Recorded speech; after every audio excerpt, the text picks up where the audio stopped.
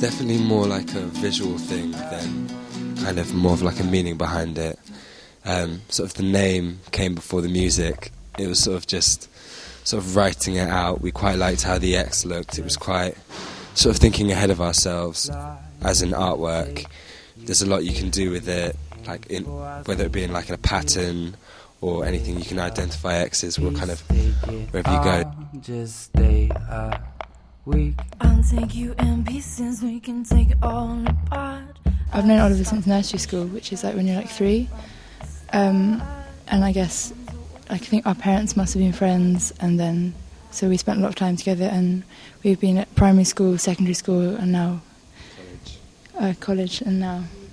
When it sort of came to sort of, just singing in front of one another or sharing lyrics, it made it harder because, it's hard sort of singing in front of your best friend. So it was a lot of kind of no one wanted to sing first. Like you go first, no, you go first, and so we were like, we just sing at the same time. Yeah. But no, in the long run, like sort of touring, spending that much time with anybody is going to be hard. But when it's kind of your best friends, it just makes it a lot easier in that you don't feel quite so alone, I suppose. I sing, I've written. What Romy sings, she's written, except for like one verse in a song. But I think it kind of it just feels a lot more genuine. Yeah, I think it kind of gives us our own takes on the songs. Like, it's usually one of us comes up with a verse or chorus, and like kind of we'll like share it with the other one. But it's never really in person. We usually do it over the internet, like because it's quite late at night, and it makes it a bit easier because you can be personal without being like it's quite exposed to just sit there and be like, this is my song, this is what it's about. So it's quite nice to have that separation. I think it means that I can be more exposed, but like he doesn't know that, and like I don't know what Oliver's lyrics mean, and he doesn't know what we've never asked each other what we mean.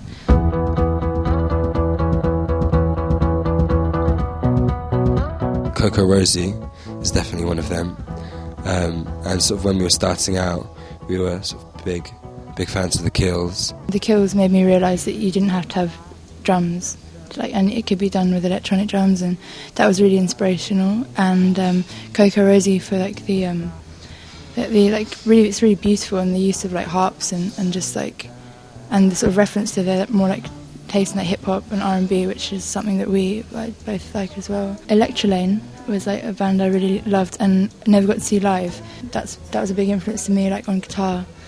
Working with beggars and kind of looking through their library, their archive, we came across bands like Cocteau Twins, and I think that's a band we can all kind of appreciate, really. Yeah, through beggars and stuff. Bon Iver was like really beautiful. Like when I heard that.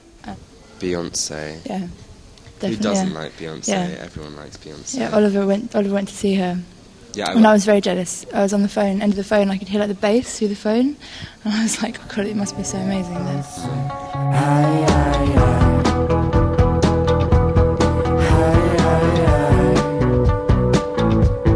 Worked with a few producers before, just when Jamie had joined the band, really, and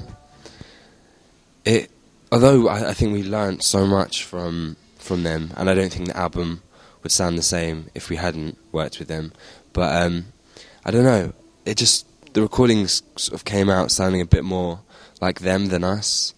It sounded like their kind of interpretation of our songs, and all we just really wanted was to kind of just translate the demos, and sort of Jamie is in the band, he kind of knows how every kind of sound should sound, and just kind of, we have no problem sort of saying to Jamie, we don't like that, change that. He has no problem saying, kind of like, sing that better, play that better.